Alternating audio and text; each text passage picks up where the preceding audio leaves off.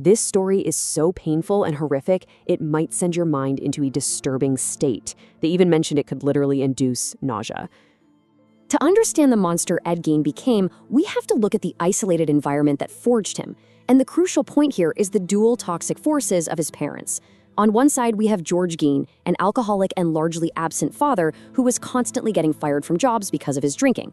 And contrasting him is Augusta Gein, a fiercely controlling religious fanatic. Because her religious beliefs strictly forbid divorce, Augusta instead poured all of her intense, aggressive energy into controlling her two sons, Henry and Ed. She weaponized her authority, effectively trapping them in this psychological prison on their massive 155-acre farm in Plainfield, Wisconsin.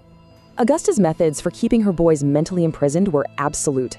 She strictly forbid them from having any contact whatsoever with the outside world. She would continuously read them the most violent, punishing passages she could find in the Old Testament, and she drilled into them this twisted belief that all women were inherently corrupt, equating them to prostitutes from birth. If the boys even spoke to a neighbor, they were brutally punished. The psychological toll this took was just immense. Ed, for example, would literally sit in his school classroom and suddenly begin laughing hysterically all by himself, entirely disconnected from reality, while his teachers and classmates just awkwardly avoided him. With the death of his father in 1944, a truly tragic chain of events was set into motion. Henry, the older brother, began dating a divorced woman and actively started defying Augusta. He even tried to warn Ed about their mother's toxic control. But Ed's obsession with his mom was absolute. Then, on May 16, 1944, the brothers were burning some brush on the property when the fire supposedly got out of control. Ed went straight to the police, claiming Henry had gone missing in the chaos.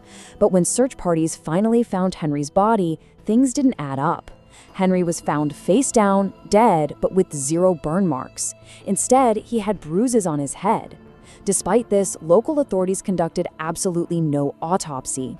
Ed and Augusta just quietly hushed the whole investigation up, leaving a dark, suspicious cloud over Henry's demise. And then, the final psychological anchor snapped.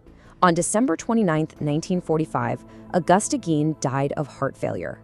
Now, the devastating impact this had on Ed really cannot be overstated. He was a grown man now, completely and utterly alone on a 155-acre farm, left with absolutely nothing but the deeply warped worldview his mother had spent years drilling into his head. This event served as the definitive trigger for his descent into total delusion. Ed's reaction to his mother's death was, well, deeply unsettling. He physically sealed off all the rooms she had used, boarding them up so they would remain these pristine shrines to her memory. Meanwhile, the rest of the massive farmhouse decayed around him into a squalid, bug-infested horde. In his utter isolation, he began obsessively studying medical encyclopedias and horror comics, absorbing all this dark, anatomical knowledge with absolutely no outside reality to keep him grounded. It really makes you think about how complete isolation can just sever someone's tether to reality entirely. Fast forward 12 years. In November 1957, a local hardware store owner named Bernice Warden vanished. Police went to her shop and walked into a chilling scene. Dried bloodstains were sitting right near the counter, and right next to the blood was a receipt register documenting the day's sales. That single piece of documentary evidence showed that the very last customer to visit the store was none other than Ed Gein, who had come in to purchase antifreeze. This immediate, tangible clue led the authorities straight from the hardware store to Gein's front door. Of course, Gein claimed he knew nothing, saying he had just bought his supplies and left, but the police didn't buy it for a second. They obtained a search warrant for the farm. And this is where the explainer enters truly uncharted territory. I want you to pause for a moment and really consider this question. What did the police find inside Ed Gein's farmhouse? Because what they uncovered behind those doors was something straight out of a nightmare, utterly unprecedented in criminal history. The initial discoveries were simply horrifying. Out in a shed, they found the remains of Bernice Warden, decapitated and strung up by her ankles like a deer. But as they moved into the dark, foul-smelling living areas of the house itself, the truest scale of Gein's badness revealed itself. Police discovered 8 bowls crafted entirely from the tops of human skulls. They found standard wooden chairs, but the seats were upholstered using pressed human flesh. They even found gloves perfectly stitched together from human skin. And the deeper they searched, the more macabre evidence they unearthed. Gein had crafted actual clothing, shirts, and leggings out of human flesh. The police found a belt fashioned entirely out of female nipples. Tucked away in a drawer was a small bag containing 78 human lips. In a shoebox, they discovered preserved female genitalia from 9 different women. They even found a bag containing human hearts crawling with insects. The officers were literally so physically sickened by the stench and the sights that they had to repeatedly step outside just to catch their breath. It's a terrifying reminder of what happens when a human mind entirely detaches from reality and empathy.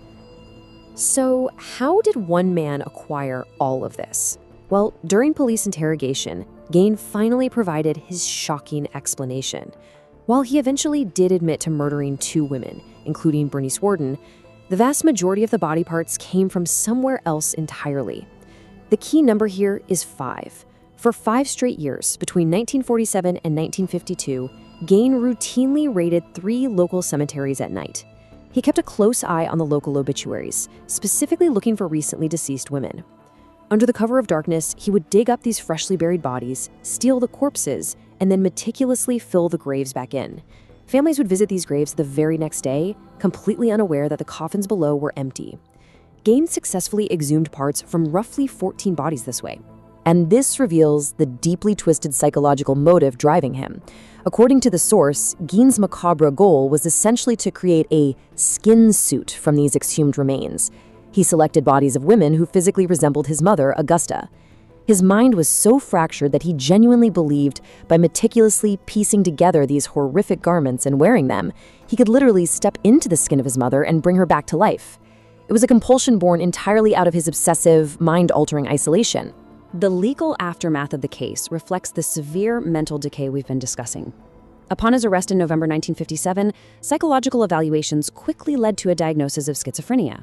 He was deemed entirely unfit to stand trial for over a decade. Eventually, in November 1968, he was tried but quickly found legally insane. He spent the remainder of his life institutionalized in mental health facilities, completely removed from society until he died of respiratory and heart failure in July 1984. But there is a really fascinating postscript to the physical property itself. Before the 155-acre House of Horrors could be auctioned off by the government, it mysteriously burned to the ground. Now, while his car was auctioned off and became this morbid attraction known as the Ed Gein ghoul car, the fiery destruction of the farmhouse ensured that the actual site of his crimes couldn't become a permanent, grotesque tourist trap. It was almost like a poetic cleansing of the land. I want to leave you with a provocative thought inspired by the source material. Ed Gein inspired some of the most famous horror villains in cinematic history, and to this day, countless documentaries are still being made about him. So the question is this: decades later, why does society remain so deeply obsessed with true crime and monsters like Ed Gein?